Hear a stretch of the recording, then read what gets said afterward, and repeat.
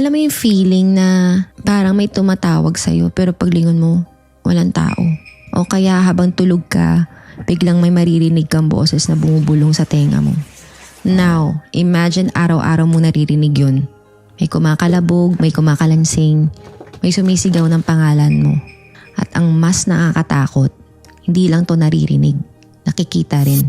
Guys, welcome sa isa sa pinakasikat na haunted cases sa history ng Amerika. The Bell Witch Haunting ang Tennessee. Ang kwento ng isang pamilyang sinabayan ng multo, boses at kamatayan na hanggang ngayon pinag-aawayan pa rin kung totoo ba o gawa-gawa lang. This is Sa Likod ng Kwento, and tonight pag-uusapan natin ang kwento ng Bell family, the witch na kilala bilang Kate, at kung paano ang kwentong ito naging mix ng folklore, fear at fake news before social media existed pa ha.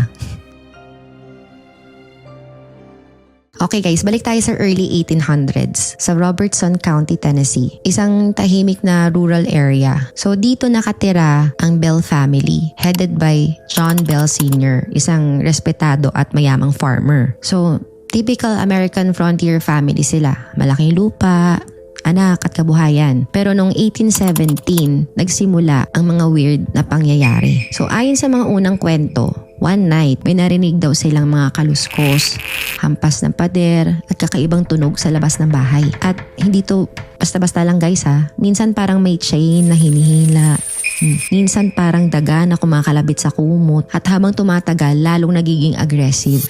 Una, mga kaluskos lang. Then, may mga knocks sa pinto. Tapos biglang may boses, babae raw, na marunong makipag-usap, tumawa at mang-asar. Hanggang sa lumala kasi hindi lang tunog. Nanga-attack na rin daw yung entity, especially si Betsy Bell, yung teenage daughter. Pinupul daw yung buhok, sinasampal at binubulungan sa gabi. Ngayon, yung mga kapitbahay, curious sila, syempre, no? So pumunta sila sa bahay ng mga Bell para mag-witness. At ayon sa mga accounts, kahit sila nakarinig daw ng mga malalakas na tunog at boses sa sumasagot ng tanong.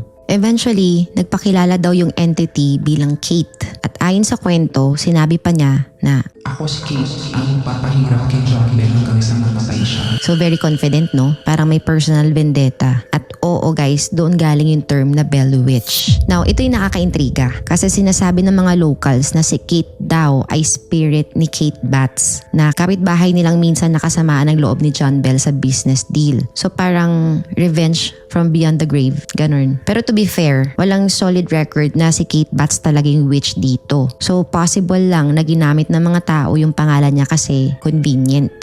You know how the Marites spreads guys, no? Parang sa barangay na may nag-away tapos biglang, ay, yung kapitbahay witch daw. Ganong vibes. Okay, fast forward to December 20, 1820. John Bell Sr. was found dead sa bahay nila. And beside him, a vial of strange black liquid. Ang sabi raw ng Bell Witch, siya daw ang may gawa niyan. She poisoned him. Now, the family even claimed na nung pinatikman nila yung laman ng bote sa dila ng pusa, natsugi daw yung pusa agad. Pero ito ha, important detail, walang official medical record or coroner's report na nagsasabing cause of death was supernatural, meaning baka sakit o possible accidental poisoning. And fun fact guys, sa Robertson County records, wala rin natagpo ang document confirming that witch involvement. Most of what we know came 70 years later nang may naglabas ng book.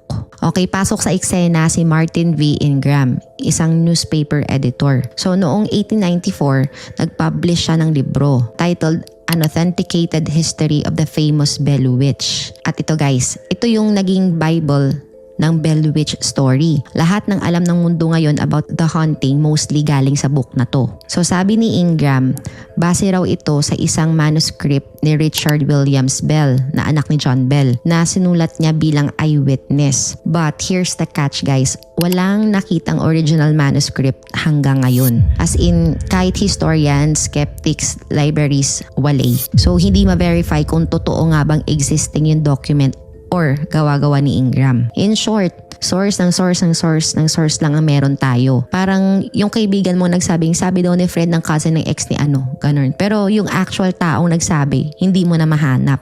Pero wait guys, may one interesting document na legit. A journal entry ni Captain John R. Bell, isang opisyal ng US Army, dated October 19, 1820. Mga 2 buwan bago matsugi si John Bell Sr. So sa entry, binanggit niya na habang nasa Robertson County siya, may narinig siyang kwento tungkol sa isang babae na may kasamang boses na hindi nakikita. It was a short mention lang pero ito yung earliest known written record na may connection sa kwento ng Bell Witch. So ibig sabihin, may umiikot ng chismis tungkol sa boses as early as 1820. Hindi lang natin alam gaano kalapit yun sa buong haunting version na alam natin ngayon. Okay, by the 1850s, may mga newspaper articles na lumalabas na may title na The Tennessee Ghost. Ito yung mga short write-ups na nagkukwento about a haunting family sa Tennessee, which clearly same story. Kaya by the time lumabas yung 1894 book, hinug na yung legend. As in parang ready na yung mundo for a full-blown ghost celebrity story. So think of it as the 1800s version ng viral creepypasta. Wala pa silang Reddit o YouTube, so ang mga true horror stories nila sinusulat sa newspaper or kinukwento sa bonfire. Ganon. Okay, now guys, let's go science for a bit. Maraming skeptics at historians ang nag-investigate sa Bell Witch case and they came up with several possible explanations. So una, folklore and oral tradition. So sabi, most likely, maliit na event lang to originally like prank or coincidence tapos nag-snowball dahil sa retelling ng mga tao. Alam niyo naman guys, dati pa lang, di ba? Marites culture is strong. Number 2, psychological or poltergeist theory. So sa psychology, may tinatawag daw na poltergeist phenomenon. Usually, nangyayari daw sa mga bahay with a stressed or emotional adolescent, madalas teenage girl. So scientists think na it's a mix of subconscious behavior at attention seeking. Like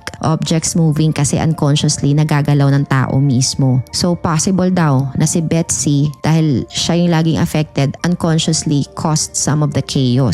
Number 3, misinterpretation of natural sounds. 1800s house guys, kahoy. Walang insulation. So animals, hangin, old timber noises, pwedeng ma-misinterpret as supernatural. So imagine nyo na lang yung mga tunog ng bahay sa gabi. Times 10 pag rural area. So nakakatakot talaga pag walang ilaw. Number 4 ay hoax or exaggeration. So pwedeng may nag-imbento or nagpa-hype ng kwento for attention or profit. At guys, tandaan nyo, si Ingram was a newspaper editor. So mas juicy ang kwento, mas mabenta. So ayun no, mga possible explanations.